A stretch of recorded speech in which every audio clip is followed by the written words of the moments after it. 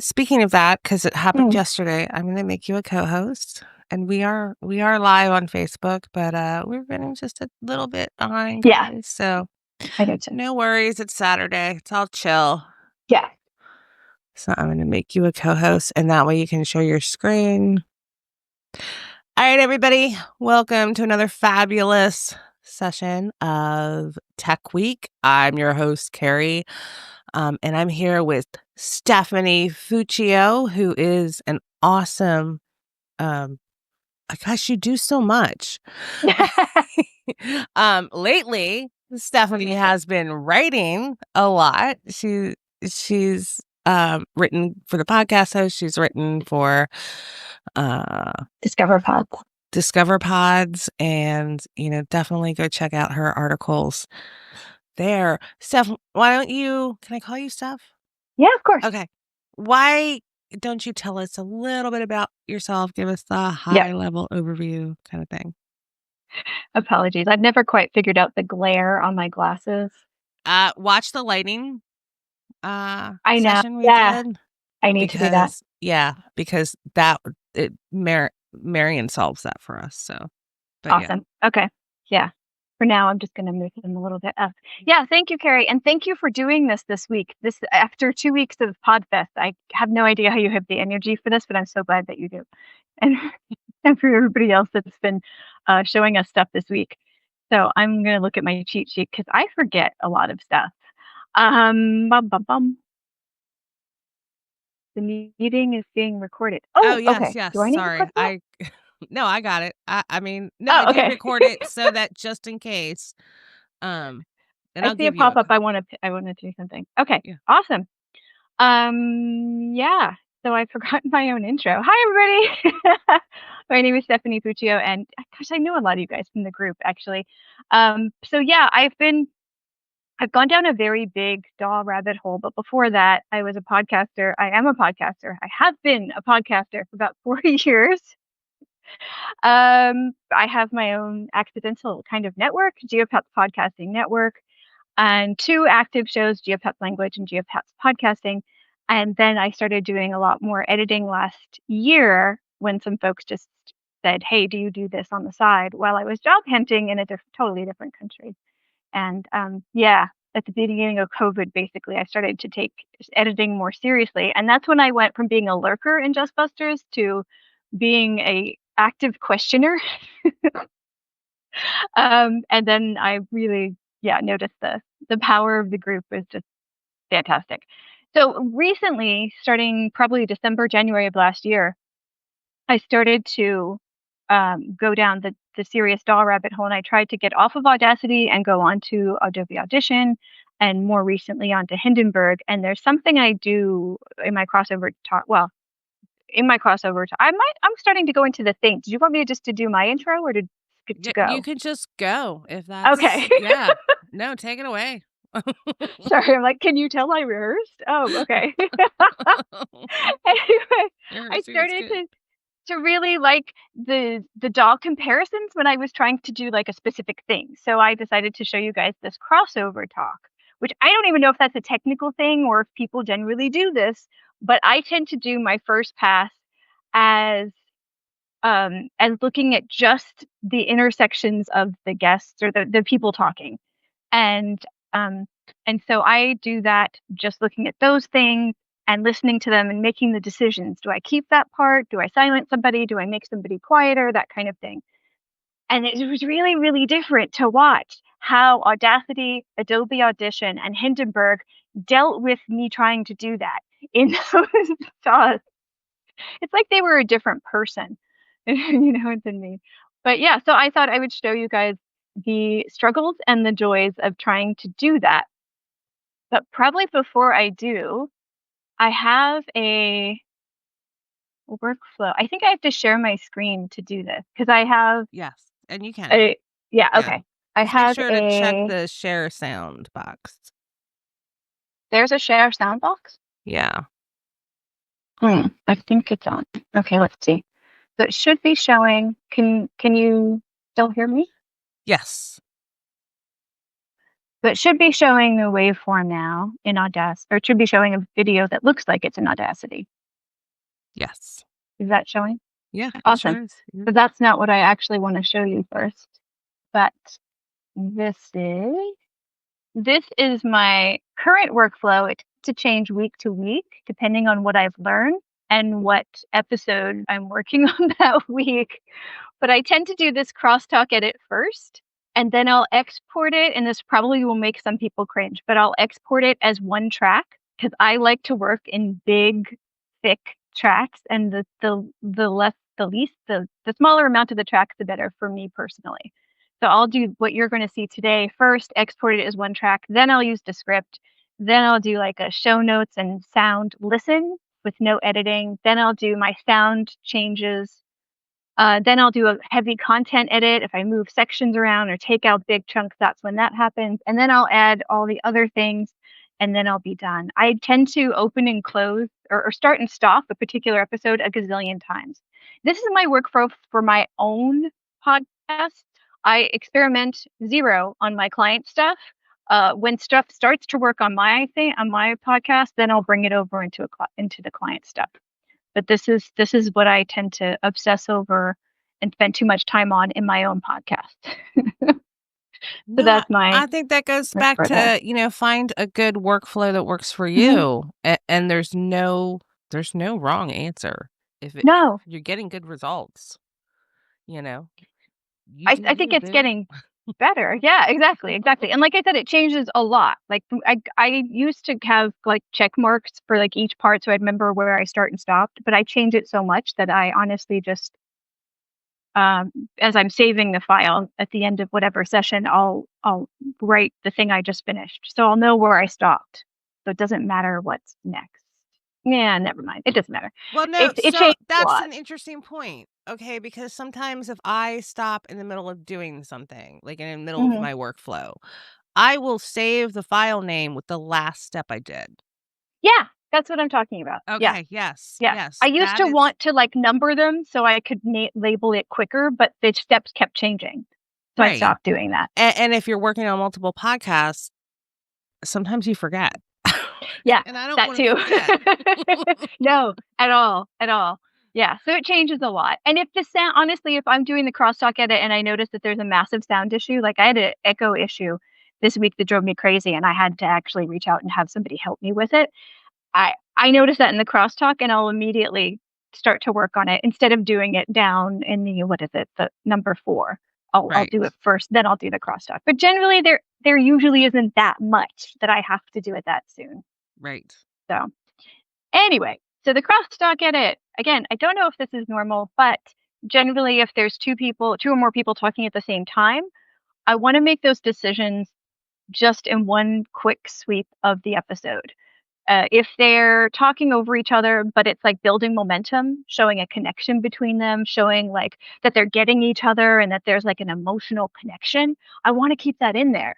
It might be one person's going to be quieter than the other. It might be that they're both kind of loud and building, but whatever it is, I want to make those decisions in one quick pass and then do everything else. So that's what this is today. So further complications, I have a split computer. I have Linux on one side that until I started using Adobe Audition is where I spent all of my time. And then when I started using Adobe, I had to go over to my Windows side, and now Descript and Hindenburg are over there. So my computer's split. I can't show you all three of these on one side of my computer, nor do I want to leave you for 5 minutes to have my computer reboot. So I made a quick video of doing this on Audacity, and then I'll come back and do the other two live. So, but I can start and stop the video. So Carrie, if any questions come up, tell me and I'll stop it and I can Yeah, answer them. Does that sound good? definitely. Yay. Hurrah. Okay. So let me know if you can hear this video.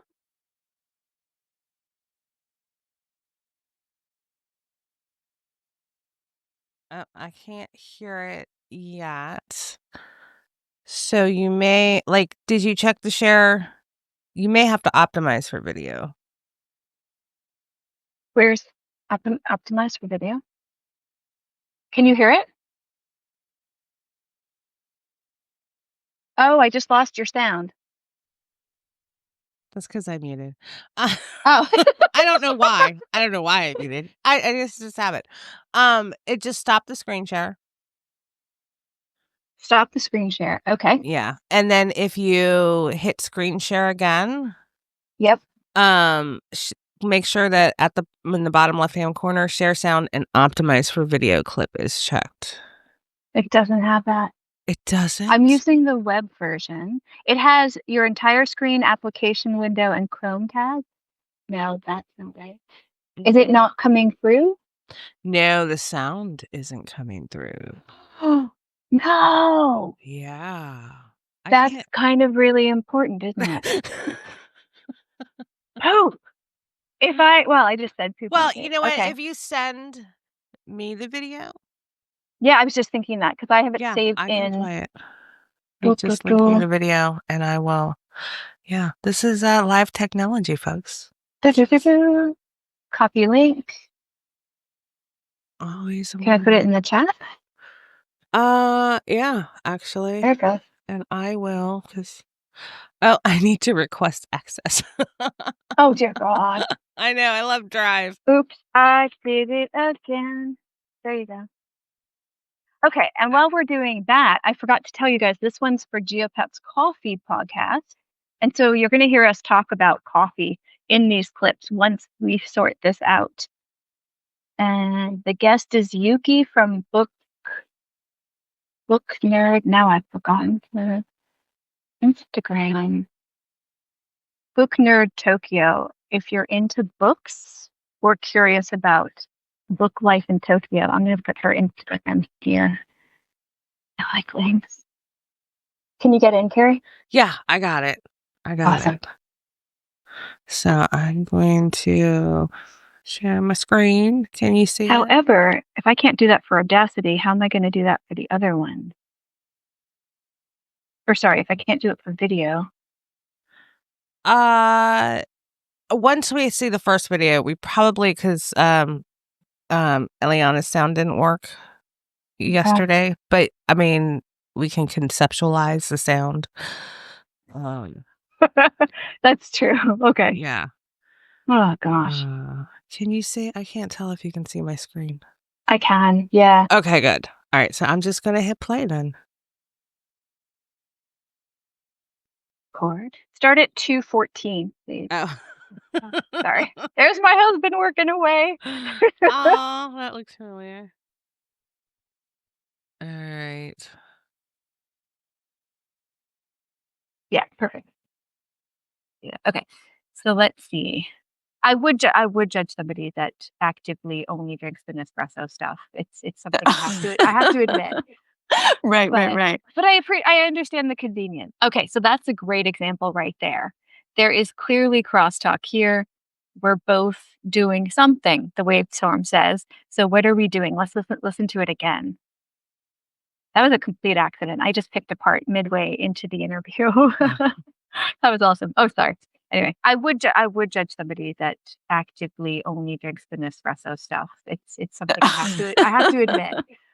Right. But I understand. So when I hit a spot like this, I asked myself, okay, does that crosstalk?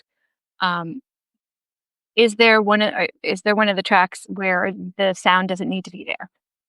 Or put in a better way, does that crosstalk need to be there? Does that keep the momentum or show the connection? Does it keep the momentum of the interview, or does it show the connection between the people talking? And I think her laughter in there is really nice. That shows that we're pinging off of each other. So I do want to keep that. So I'm going to listen to just here. And I wonder how much I should keep, and should I fade it out? So that the words are not hard to hear, but it definitely have some of the crosstalk. Something I have to admit. Right. But I appreciate. So I think I'm going to try fading that out a little bit, and it's really going to fade out. Let's listen again. Espresso stuff. It's something I have to admit. Right. But I understand the convenience. So I think, however, that sounds a little better. I could probably go lower on this part of it, but I think it might sound funny if I do it again. Yeah, let's see. Stuff. It's something I have to admit. No, actually I do like that. It makes it softer. So you can still hear that we're interacting, but it's not taking over the actual words that are being said. So then there is one here that I think this bit might need to go away. So let's listen to that again. Right. But I understand the convenience. However, okay, wait, talking about, so I think maybe this one can be silenced. And for this, I use Control L and it just gets rid of it, which of course mucks all of this up. So I have a quick question. Yeah. Are you using the default shortcut keys? Yeah. Control L is one of the default ones. Yeah. Okay. All right, cool. Did you see Paroma's Audacity? Yes. Okay. Yeah. Wow. I know about this much compared to her this much. Oh, I don't think you can see me right now, but yeah, no, I use them a little bit. She uses them. Wow, a lot. Yeah. Yeah, it was really cool. So I like what you did there because you do have a nice back and forth, right? But you just spotlighted who was actually like making a point. Yeah, so that was really that's a really interesting thing to, instead of cutting it all out, and this is something I have to teach my editors on my team not to do, because I'm like, silence the mm-hms, but not like the laughter. And then so what do you do then, right? Exactly. Because it can be too loud. Yeah. And I, at first I got rid of everything, and then it just sounded like we didn't have any connection at all, and that we were just waiting for our turns to speak. And so I kind of played with it for a while, and I came back to this. And I like, especially if somebody's talking and somebody's laughing, I like making one of them, like the laughter or the sounds, a little bit less so that you can hear the words, but you can still hear the connection. So it's really playing with that balance of hearing that emotional connection, but also hearing the words that are coming out too. Yes. And that drives the intimacy. Exactly. Yeah. I mean, that's the power of podcasting, is our voices have emotion. Yes. Yay. All right, I'm going to push play again. So I want to make sure that sounds similar. So it's just you highlight it and Control L, and that's the silent shortcut key on Audacity. So let's have a listen to that. I have to admit. Right. But I understand the bit. Right. But and I'd probably get rid of that too. So I'll get rid of that in both tracks. Let's have a listen again. I have to admit. Right. Nope, I clipped. No clipping allowed. I might need to zoom in. Let's see. I have to admit. Right. But I understand the convenience. However, okay. And this sound was a but it wasn't a super productive so I'd probably get rid of that one. Actively only drinks the Nespresso stuff. It's something I have to admit. Right. But I understand, and this is a bit of a breathing moment, so we'll get rid of that. It's something I have to admit. Right. But I understand the convenience. However, okay. I understand the convenience. However, okay. Wait. So I'd probably get rid of some of this, but since there's no overlap, I can actually do that later. The reason why I do the crossover edit and is so because I like to mix these down to one track and then do everything else in one track. But to do that, of course, I don't have the flexibility to silence. I don't have the flexibility to silence one track or fade out part of one track, because then they're mixed in together, right? So I actually go through, and I do this a lot quicker than I'm doing it now because I'm explaining it to you. But it actually, in a 1 hour piece like this is 50 minutes. This would probably take me 20 minutes to go through every bit of crosstalk and make those decisions. Am I going to keep both tracks? Am I going to fade one of them out? Am I going to silence one of them? That kind of thing. So I just go through that. So I'll show you the speed that I can do it. Let me go to a different spot. No, let's go much later. Okay, let's start here. And my latte had a face of me on it, and I had no idea what he was talking about. And so I looked through my phone and I was like, here, sure, try this. And then he did. And my latte had a face of me.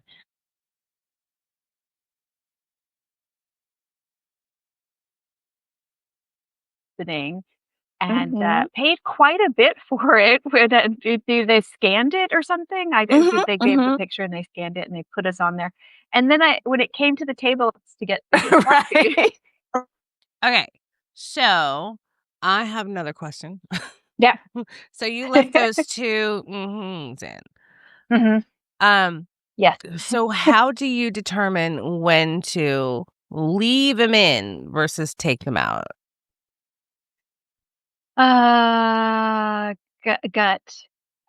If there's a lot of if there's an excess amount of them, I think it might be annoying, so I would tend to take out some of them.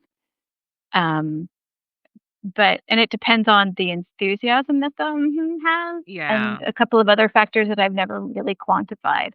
But if there's a few in the row and they're really, really low, I might take them out. She tends to do what I do, which is she's doing like a lot. So I think I haven't fully edited her episode yet, but I think when I do, I would probably lean heavy on removing some of on a lot of them. But Right. I don't. Yeah. Well, so I think so here's what I'm thinking is happening is that you're recognizing that agreement isn't I'm still listening. Right? It's not a confirmation that okay, you're still talking and I'm silent cuz I'm listening.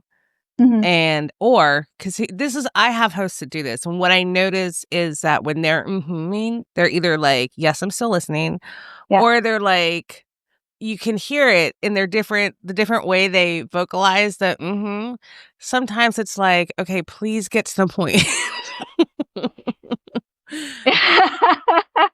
And I feel like that what's happening here, and I'm just gonna roll it back a little bit, Oh my god, that's a really good point. Yeah. is that let me just push play. Picture and they scanned it and they put us on there. And then when it came Wait.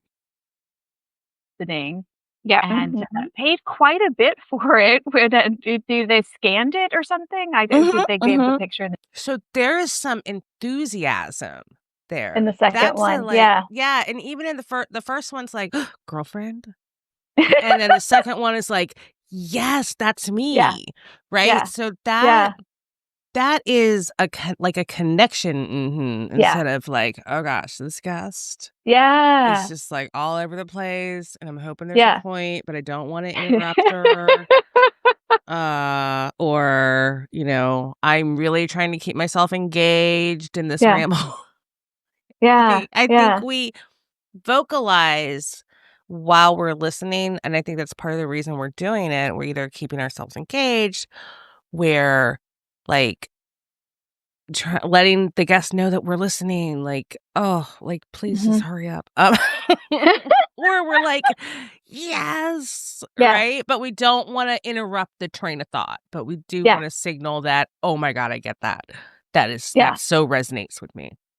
That is so incredibly spot on. Yeah. Yeah. Yeah. And because her and I had a similar way of doing that, I didn't think about it that much when I was making this video.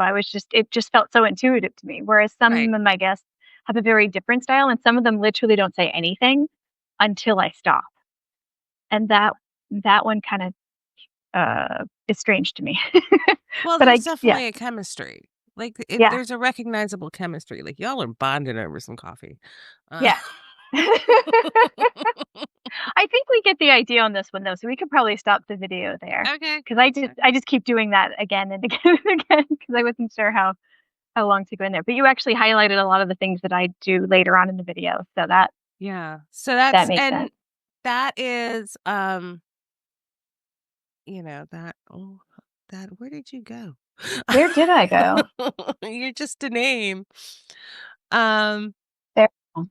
Okay. So I think that we recognize these things subconsciously. And the trick as an editor, I think, is to start consciously being aware of this, right? And Mhm. unfortunately, you can never be unaware of it Mhm. again. But like these verbal cues that we get are super critical.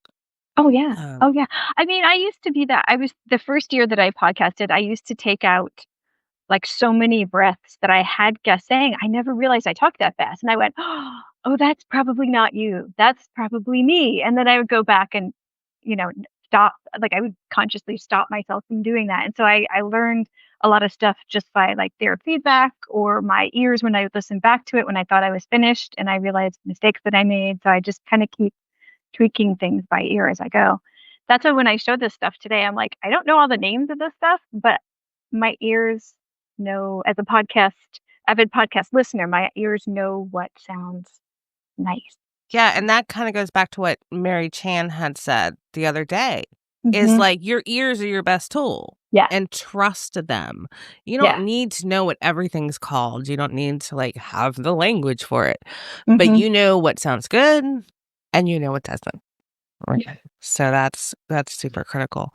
Yeah. All right. I will All right. let you So do the next thing. that's with yeah, that's it. So now it's Adobe Audition. And this is gonna sound really bad because I have to kind of rake on for this crosstalk edit, I have to put Adobe Audition in the garbage can because it doesn't work very well. Because Oh. I was so used to doing that crosstalk edit in Audacity that I literally spent weeks in on LinkedIn, like I was documenting my switch over in daily blog posts for like 30 days on LinkedIn about Adobe Audition, and I couldn't get over not being able to do this. I need to follow you on Um, LinkedIn because oh, the maybe thing is, I might know something that like a piece that you're missing. I bet you do, and I'm sure somebody does. But the biggest problem, can you see the Adobe screen now? Yes.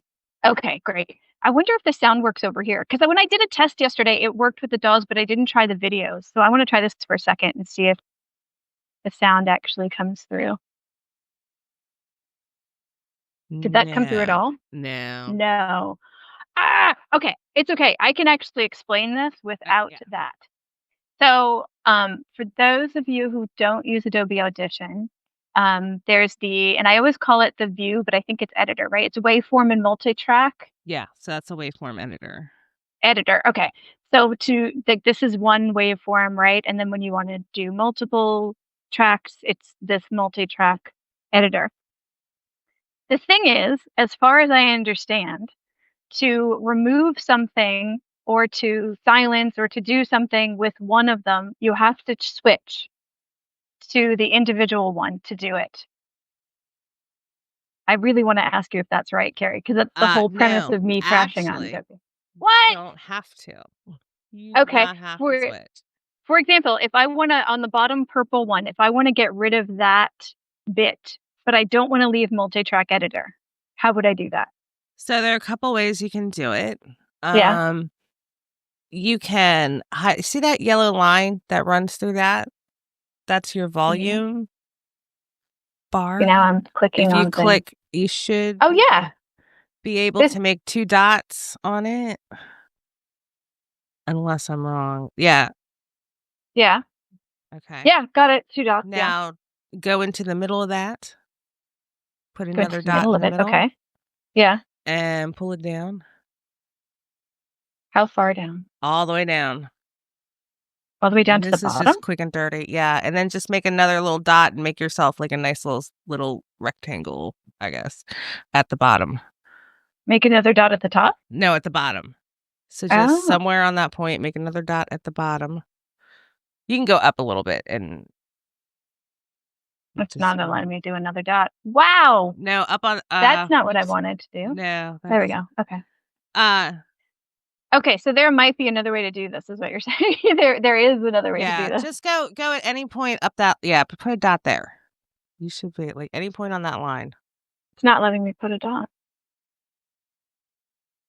Well, Maybe okay. this dot's too far down. Put a dot next see if I'm making this really complicated for you. Put another dot, if you go back up to the top, just next to one of the other dots at the top, just put another Yep. dot. And then just drag the inside dot down. It's not letting me do any more dots. That's annoying. When I click once, nothing happens. When I click twice, it goes to the single, yeah. the Right. See if you can put waveform a view. dot just randomly anywhere. Nope. It's all, oh, there's a Oh, dot. there's a dot. All right. So pull that inside dot down. Oh, look, now you're making all gotcha. sorts of dots. All right. I'm yes. I'm like polka dotting this thing Yeah. out. All right. Oh. Now you're silencing. There's a much easier way to do this. However, I hope so. Yeah. if you highlight, if you go to a different one and just highlight it, and then I don't know, I'm gonna have to open up I gotta look at my shortcuts real quick. Okay. Is any of it as quick as if you were to go into a single one and highlight and press like? There is a shortcut key. And I just shut Audition. To do No, I that. didn't. There is a shortcut key. Okay. So Is it a 2-step quick so it's silent? it's highlight. Yeah. And then let me look at the default shortcuts that are on there. But I have mine set to a special key. See, I asked so many people, and this just, yeah. So if you, where is it? You have to you can set a shortcut key for it. So if you, gotcha. If you highlight it and you go to, let me get out of this, clip, and then silence time selection in selected clip. And then you would have to make a shortcut key for that. Let me get out of this. So you can highlight and I just fell on my track. Yes! Just hit Control Z. It just, awesome. There we go. She's back. Okay. And now you can see the horrible speed of my computer. Yeah. No. Okay, so I can highlight just in one. Oh, okay. Well, mine's especially slow. The Windows side, for some reason, is very, very slow. Okay, so there is a workaround to that. Yes, and you can set it up as a shortcut key. Like I have. Okay. Well, that's actually really good because I like Audition for a lot of other things. Right. But that was tricky. Most people were most, if not all, everybody was telling me either really complicated workarounds or workarounds or not workarounds, but going back into the waveform and coming back and just switching back and forth. And I'm like, no, that's no longer efficient to me. Yeah. So that's really cool. All right. I may ask you about that later to. Yes. Well, I think I'm going to try and throw in a quick audition crash course today. So today. Let's see how things work out. If not, I will go over it another time. See, all right. And that's part of the beauty of sharing all of it. I'm getting Hindenburg ready while I'm talking. And part of the beauty of all of this is learning from each other because I've learned so many tidbits during this tech week. I have too, right? And now I need Audition to make me macros. I'm going to contact the tech guy and be like, where are my macros? God, because yeah. Okay. So it's doing its lovely Hindenburg auto length, which I am in love with. Oh, yes. Oh, thank you. I'm playing with the wrong. I need to get my notes. I put my notes on the wrong screen. Yay! You can tell I haven't done any things with this since I got 2 screens. No, 2 screens is awesome though. Oh yeah. I don't have 2 screens. I very much want 2 screens. What? Oh no. You really? Yeah. I really thought you would have 2 or 3. It seems like it, but I'm actually very I am a keep it simple person. Do you have a big monitor? No, I have 15. So I'm using a laptop, a very expensive laptop, but and I did have a 19-inch. But now I have a 15-inch. I felt like because when I travel, on the train, when you have a giant laptop, people laugh at you. Yeah. Oh, they should. Whatever. None of their business. None of their business whatsoever. Yeah, no, but it's a much easier to travel with. which was the reason I did the smaller one. Yeah, I could. I mean, theoretically, I could just put it on my TV. We don't actually watch TV. And I could just, but I haven't. Like, I'm maybe one day in the future. But it would be very helpful for this live stream situation. Yeah, well, I'm not sure it is because look at me fumble. Well, there's a learning curve. There's absolutely a learning curve to all this. So it's funny that when Mary was talking the other day, I asked that question about the waveform in Hindenburg because that was the first like culture shock I had with switching over to Hindenburg. Mm-hmm. And when she explained it, it's just half of it. It completely clicked, and I could literally see the other half. What is it doing right now? There we go. Yeah, it is literally just not showing you the 0 decibel line. Yeah, that's so. Which is just amazing. I kind of wish that was the first line of any tutorial on Hindenburg. They're coming over from a different DAW. Know that you're only seeing half. Anyway, the beauty of Hindenburg, other than that auto leveling, is that you can do a lot of the stuff that I showed initially in Audacity. You can, as soon as you get adjusted to the waveform being incomplete and the colors. I swear a man picked the yellow color because what? DAWs are not pretty. They're not. I don't need beautiful. I just need not that yellow color. Yeah, I'm not a big fan of the yellow either. Anyway, so let me show you. If I go to 620, 620, 620, 620. Wonder if you can. I doubt you can hear this one. Does that come through? No. But that's all right. We can visualize now that we've heard it. Yeah. So let me play this one.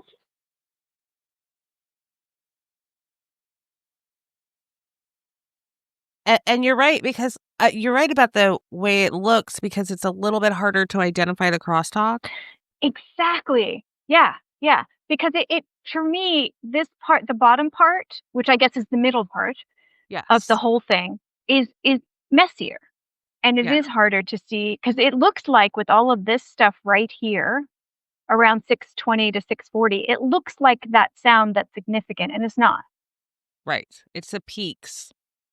Yeah, exactly. So you're looking at the top. Can you zoom in on that a little bit so we can see what that looks like zoomed in? Switching one dot to the other all morning, and I've forgotten where some things are. So give me 1 second. No.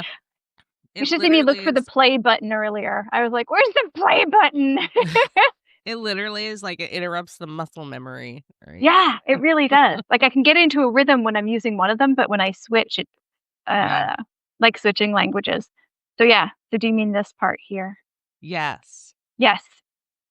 It's literally nothing. Like if you could hear it, I could mute this one easily, and you could hear that it's nothing. Yeah, but I would imagine those darker, pointier peaks are our words, like or here, laughter or here. Yeah. They might be because this is my track, and I still have some issues with mic bumps, so it might be some of that. To be honest with you. I'm not perfect. Yeah, I'm all like, move the mic around. I really do need a boom arm, but I need to be in more of a play. I'm a fidgeter, right? And so this is the only thing I fidget with. And so it must drive my co-host crazy. Like I noticed that Brian takes all these notes for our show while we're recording, and it's like, Carrie bumped mic, Carrie bumped mic. Oh my gosh, that's funny. That's funny. So, okay, since you guys can't hear it, I'm going to stop sharing that because the points aren't really audible. And then my video just automatically doesn't work. So I'm going to turn that on. Yay, I'm back. So so Hindenburg does what Audacity does, but it's a slightly messier version. But you can do both of them right there, which I thought was the flaw with Adobe Audition, but we learn something new every day, and it's possibly not. But they do, even with that, with Adobe Audition now being back in the running of being something to do a crosstalk edit with, is it still one of the most efficient way to do it? And that depends on the person, right? It really does. Yeah. It really does. So, and I can show you quickly. I mean, I can just pull up this session quickly and show you an audition.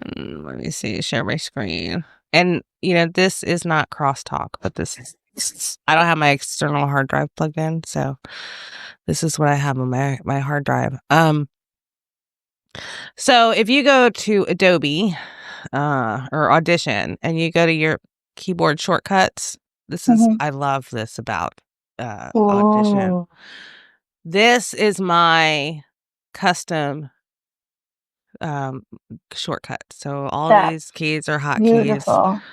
Yeah, isn't it nice the way it presents it? This is what and you can toggle back and forth and you can have multiple customizations, right? So this is what the default, right? It has a Pro Tools. It has Pro Tools default shortcut keys, which is neat. And so, but these are mine. And so I have that silence time selection in selected clips set to N. So all I need to do is highlight and silence. And then But isn't that like the macros that Karoma was talking about? I mean, isn't that kind of the same thing? I would just say it's more of a shortcut. Like, it's not really a macro. Audition does have, I guess, they've like combined some multiple steps together. Like, it's like it literally is creating the 4 dots and then down. But that's just that's if you look at these. Let me show you my keyboard again, because if you look at these things, these actions, right? Let's see. So these are all the different cue point and marker and clipboard things. Yeah. Right. And so it's all like adjust to the left side, to the left. Like, it's all this stuff that's kind of, ripple delete time selection in all clips, ripple delete time selection and like and then shift it one way and then shift it another. So it's like got all these like a series of instructions essentially. Yeah. And maybe that's why it doesn't have macros, because it's like we're already pretty much doing stuff. Yeah, it looks like it. Yeah, because this is like sometimes I have to like really read what these things are, and I'm like, wait, what is that one doing? But like one of the things I really love about this is that I can like make my screen a little bit bigger here. Okay. I can select my clip, right? And then if I want to move it, like sometimes you just grab one clip and you want to move it, that's fine. But if I want to move like all the clips in the track, I have that set, but independently of the other track. I can press one button. I press X. That's my hotkey, and I can just move the whole thing. It locks them in. Yeah. It locks them all. It selects them all. And then I can make a split, right? And then come on, go. Let's zoom in. And then say I want to move everything after like this clip and after, but I also want to move this too with it. I have a shortcut key set up for that. And then I can do that. That's so cool. And it saves so much. So much time. So yeah. It takes, the thing with Audition is there's that curve. There's a massive learning curve, and there's so many options. It's like going to a corner store versus going to an American Giant Ralph's or Safeway or Giant grocery store where you're like, I just want to find bread. Is there any bread in this store? Where I'm walking around for 20 minutes and I haven't seen any bread. It's just, there's so many options. Yeah. And until you know them and until you customize them, it takes some time. Yeah. It definitely, and what I've learned is there are 50,000 ways to do the same thing in Audition. Yeah. It's like, they're like, oh, people like this from this DAW and people like this from this DAW. So, but they both do the same thing. We're just going to combine them together, put them in completely different places. and hope somebody finds them. And that's the thing that was both beautiful and fascinating, because at least in Audition, you can see some of the areas where you can go play with it.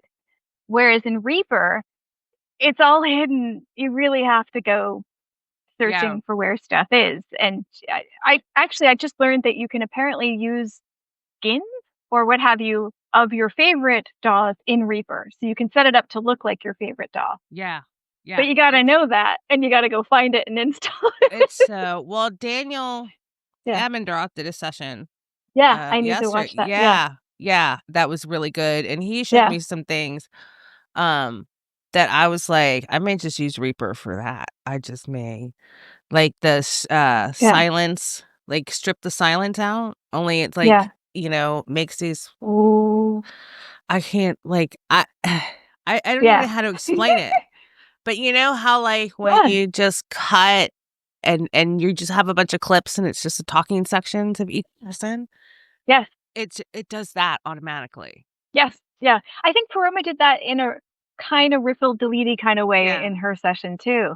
Yeah. And that's the thing. And that's the thing that I'm like, it looks like I'm fumbling a lot with this stuff, but I'm actually kind of exploring and having fun. And honestly, I thought I was switching from one DAW to another. But between doing all this experimentation and talking to people for the article that I did recently, I think it's just going to be one of those things where it's like toolbox, which DAW does which thing better and easier. And I'm going to use that because I start and stop editing on a particular episode so many times anyway, that it's not a big deal to open and close different software for me. So I'm actually going to link the article that you wrote because it was really interesting. And I think for people struggling to figure out what is right for me. It's where there should be a personality test that matches with DAWs. Right. Right. Yeah. And I don't think you have to like be exclusive either. This isn't a marriage. Yeah. Right. Exactly. You're not getting married to this DAW. Polydawist. Yeah. Yes, polydawist. I think that should be a thing. Yeah. Because some DAWs excel at different things, or DAWs excel at different things. Like Reaper, I would totally just download Reaper for that one thing to make my life so much easier.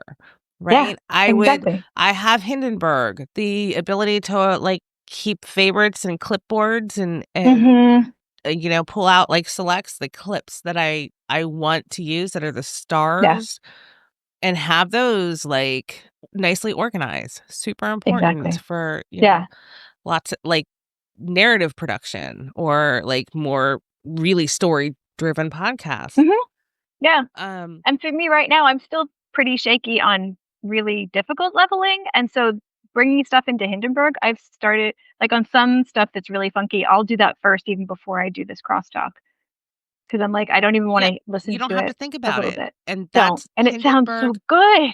And Hindenburg was designed so you don't have to think about it, right? Exactly. And then like if I was doing big sound design, I might actually use Pro Tools. Yeah. Right? Because that has, a more power when it comes to mixing like music. Yeah. And things. So and that's exactly the point is people are asking what's the best DAW to use. And it's like, no. What's the best DAW to use for this purpose or for this person and this purpose? Like there's so many different things to think about, not just there isn't one answer. There's just not one answer to Yeah. So. It's also okay to just be happy with one DAW. You could be. Yeah, sure. Yeah. Absolutely. You can be monogamous. If that works for you. Start writing these down. Absolutely. Yeah.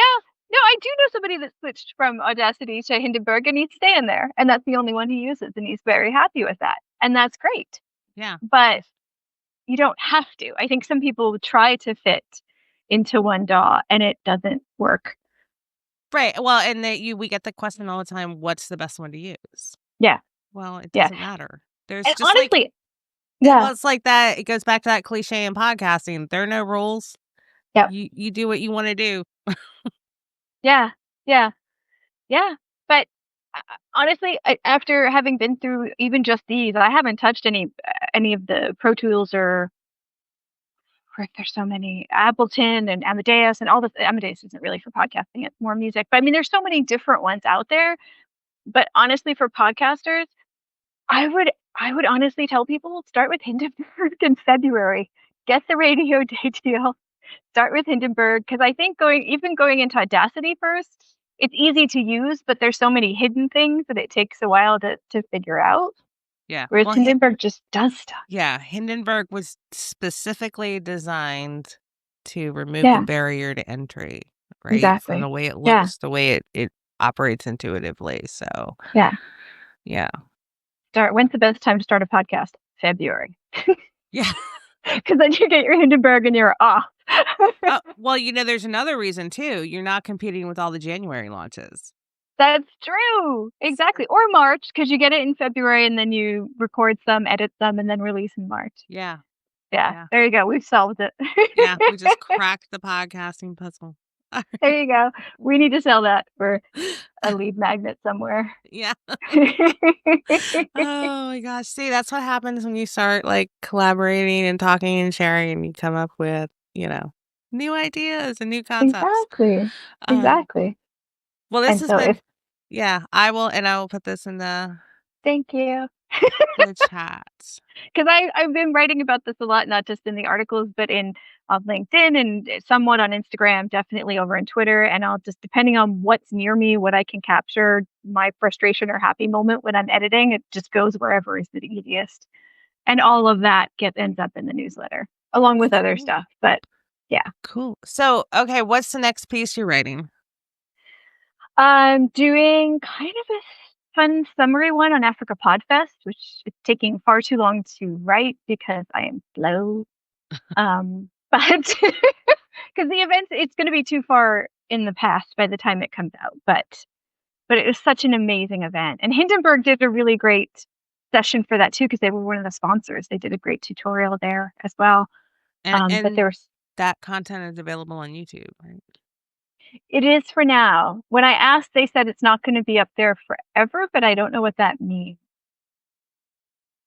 So I downloaded it because it's in one 10-hour YouTube video. Yeah. So not that I would encourage people to download stuff on YouTube, but there you go. So there's that. And then I'm not sure what's coming up next. I have a couple of pitches out, but I don't know. But then my husband, I guess I can say this will be my accountability moment. My husband was suggesting I take a blogging course that's happening next week to possibly just put all the stuff or a lot of the stuff over on my own website. I think so. I think so, because I don't want to write like I want you to write. I will give you ideas, but I don't want to write anything right now. I've got heaps of ideas. I just need time I need another 10 hours a day just to go through tutorials to understand the stuff more, to be able to say it. Because for that DAW switch piece, like there were a lot of times where I was like, I don't understand what they're saying, but I'm going to take some notes and then I'll research it. And then if it fits in, I'll read it, because I didn't, the terminology, although it's different from DAW to DAW, there's a general base of terms that I don't have because I was just winging it for years. We have a glossary. Oh, I gotta look at that. Yeah. It needs to be updated, but we have a glossary. In the guide section for anybody who wants to know. And you can come up, write anything for me. I will put whatever. I'll just make you an account on my site and you can just blog away. So we'll see. I don't know what's gonna happen. But thank you. This was fun. It was, podcast editing in the morning on Saturday with a cup of coffee and cool stuff. Yeah. Oh, I forgot to do my visual. Yeah, it's afternoon for me. I'm over in Albania, which if you're looking at the boot of Italy, if you look at the heel, we're just over the Adriatic Sea from the heel. Okay. As if I'm from here. I'm just here for a few months. This is my country. No. Yeah. Anyway. Well, your adopted country. Technically, I have Albanian blood, country. Yeah. Oh, I don't know. My COVID accident country. Yeah. COVID accident. Oh, Trish, who was on yesterday. She was stuck in the UK. She got trapped. Just like we got stuck here in COVID, so we bought a house. What? Like, cool. Yeah. I was like, that's a great story. Wow. Anyway, I'm gonna stop the live. Everybody, thank you for joining us. I will be back myself at 1:00 for RX. And then at 3, and this is all Eastern time because I can't do time zones. At 3 p.m. Eastern, Michelle Abendroth is going to join us to talk about onboarding, coaching clients, all the great stuff that she does for Roth Media Audio that has like kind of exploded the business. So I am excited about that. All right. I'm going to stop the stream. See y'all later. Bye.